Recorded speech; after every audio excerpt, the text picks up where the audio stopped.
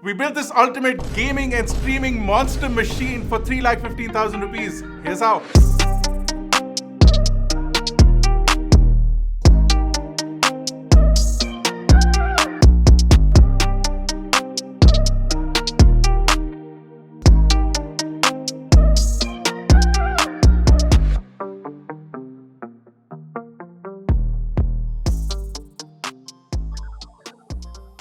So this is basically Beast 2.0. It's leaner, smaller, meaner, more powerful, and it is dense AF.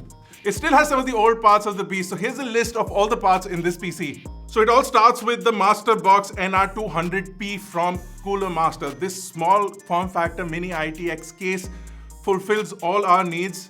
It looks good in this white color. You can get it in the black color as well. We love it in the white. And because this is Beast 2.0, it had to be a panda theme. Black and white looks fantastic. For the motherboard, we're using the Asus ROG Strix X570i Gaming. Now, this is a mini ITX motherboard that is designed for gaming, overclocking, the works. All the components are really premium, and it is a high-end motherboard for the AMD CPU that we are going to be using in this. Speaking of which, this has the AMD Ryzen 9 5950X, the boss, the big daddy, the ultimate gaming CPU that is available in the market right now. I know all of you guys are talking about Intel 12th gen CPUs, but that build is coming soon. For the power supply, we needed a small form factor power supply, so we used the SFX power supply from Corsair, the SF750. These are rare and really difficult to find, but for the kind of power draw the components are going to have in this, 750 watts was the minimum that we needed. And I'm also not sure if it's going to handle all the performance needs that we have and everything that I'm going to be pulling from this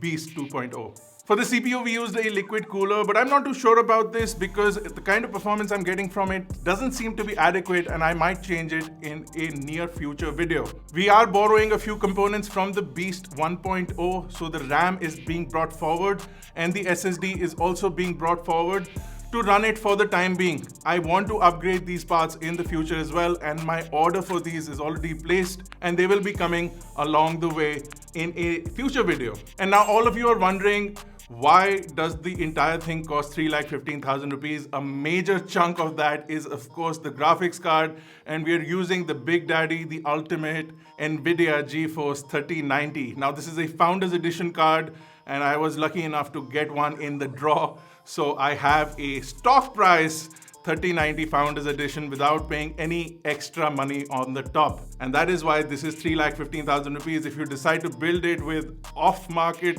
parts, 3090s are nowadays going for upwards of 2,20,000 rupees. So you can increase the price by about 1 lakh if you decide to buy a 3090 with the inflated prices, which I don't recommend that you do. Now, this video comes before I do my gaming and streaming setup. A full video for that is coming in the near future.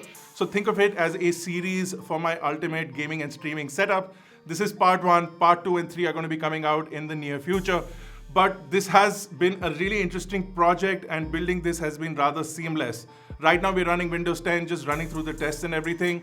If I find it safe and if I think all the games and all the things that I'm going to be doing on this work seamlessly on Windows 11, I'm going to be upgrading it to that as well. Now, if you guys want any of the parts mentioned in this video, they're linked in the description below, minus the 3090, because you know those cannot be linked. And for everything else, we do have our socials, so you can tweet at us or catch us on Instagram. This has been Bharat. You've been watching iGyaan. I'll see you guys in the next one. Car, race on, fast lane, with the booyah, that's a flex. Not human, I am from another planet. I'ma teleport, might vanish. I'ma wake up, do damage. Jordan number 7, is bored though. Working all night, need more though. I remember nights I was poor though.